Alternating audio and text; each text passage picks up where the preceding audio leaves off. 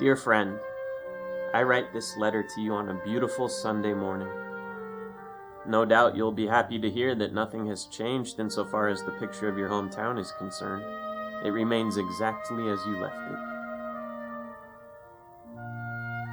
Though it saddens me to hear of the setbacks in your line of work, that makes me all the more pleased to hear of the burgeoning prospects you perceive just over the horizon. As much as I'd like to emigrate to Russia and take advantage of these prospects, I am resigned to life here. Not because I want to, but because I must. This is due to a certain sense of duty I have, despite the static nature of my business. You've mentioned that you'd like to know more about an anecdote I wrote to you concerning a particular marriage between a particularly insignificant man and an equally insignificant girl. But there's nothing more to say about that.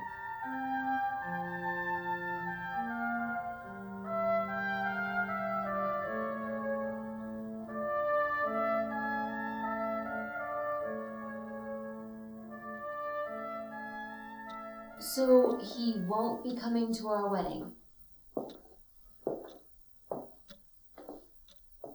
George, I have a right to know all of your friends.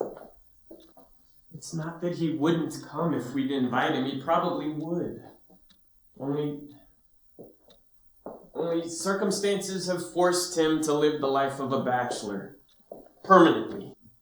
What good would it do for him to come to our wedding to see his friend accomplish something completely out of his reach? All it would do is make him depressed and envious. And then when it's all over, he would go back to St. Petersburg alone. Alone! Do you know what that means? Well, George, if you have friends like that, maybe you shouldn't have gotten engaged in the first place. We're both to blame for that. Still, I wouldn't have it any other way. Nothing more to say, that is, except that this insignificant man happens to be myself. And this insignificant girl is a Miss Frida Brandenfeld, a girl from a well-to-do family. I know that you're very tied up at the moment, but would you be able to come to my wedding? It would mean the world to me. Your friend, George.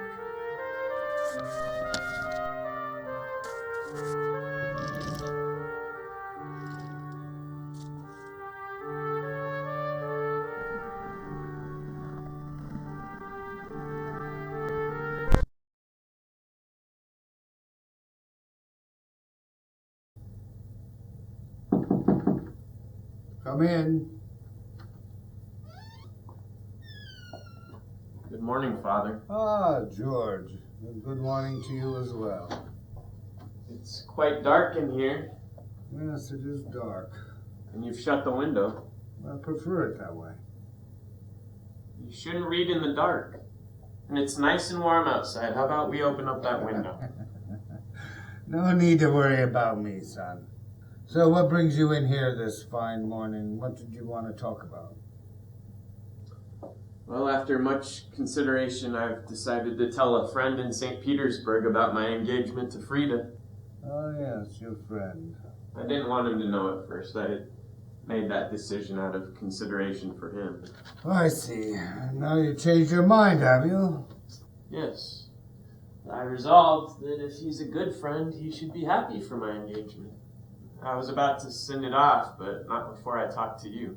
George. Listen, you come in here to talk about this business.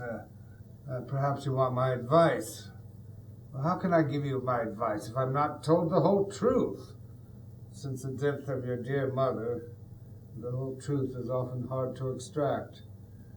Perhaps things at the shop escape my notice. Perhaps they're done behind my back. I'm not saying that they are, but I don't follow details all that closely these days anyhow. And since we're on the topic, though it's a trivial thing, in fact it's hardly worth mentioning, but George, I must ask you, and do not deceive me. Do you really have a friend in St. Petersburg? Forget about my friend. 1,000 friends could never replace my father. I could never do without you in the business. You know that. But if the business is going to undermine your health, I'm willing to close it tomorrow. You know what I think? I think that you're not taking care of yourself. That's what. You sit here and you read in the dark, whereas you'd have plenty of light out in the living room. You nibble at your breakfast instead of eating it. The air outside is nice and fresh, and yet you choose to live in this stuffy enclosure. No, Father, it will not do. I'm going to call a doctor, and we're going to follow his orders. But for now, you must lie in bed. We must get you out of that heavy robe and into a nightgown. Let me help you.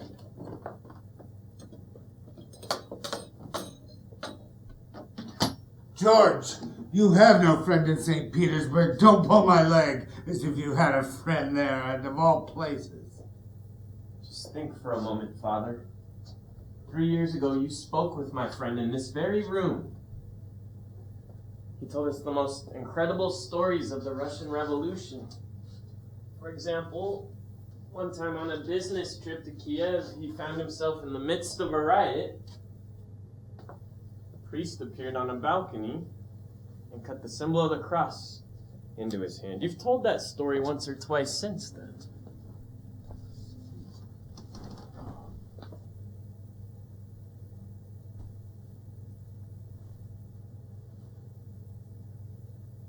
You're remembering my friend now, aren't you?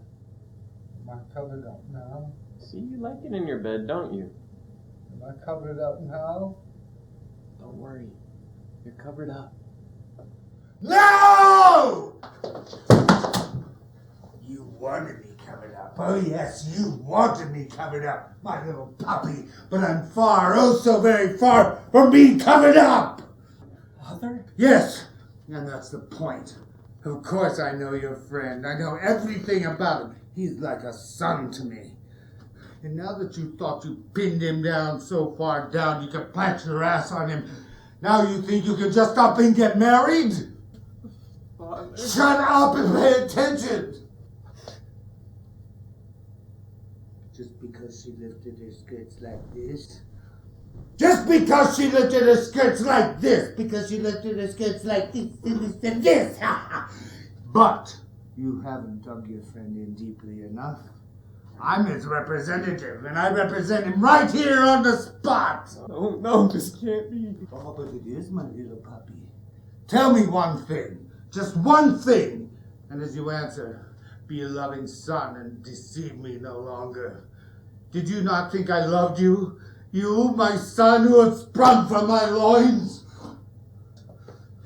Stay where you are! I don't need you. Your mother gave me all the strength that I need. I have your customers in my pocket.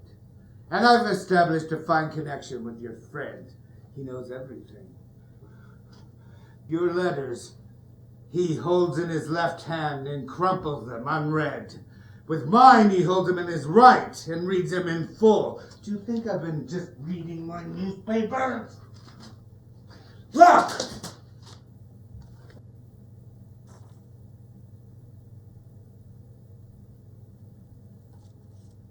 This paper is 10 years old. Indeed. You mean you've just been lying in wait for me? It's about time you grew up. You sit there like an ignorant child. In the meantime, your friend is going to pieces in Russia. How do you sleep at night?